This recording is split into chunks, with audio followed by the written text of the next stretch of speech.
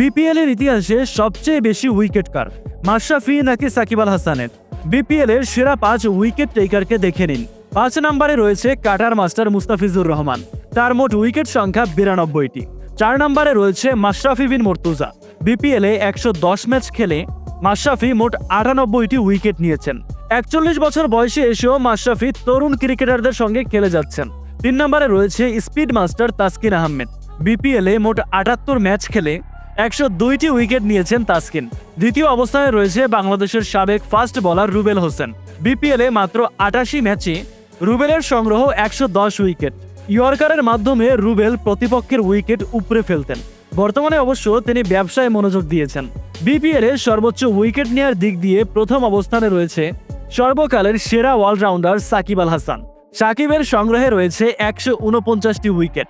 1 বা 2 বার নয়, বিপিএল এর মোট 4 আসরে সাকিব আল হাসান ছিলেন player of the tournament. 2025 BPL এ সাকিবকে দলে নিয়েছে চিটাগাং কিংস।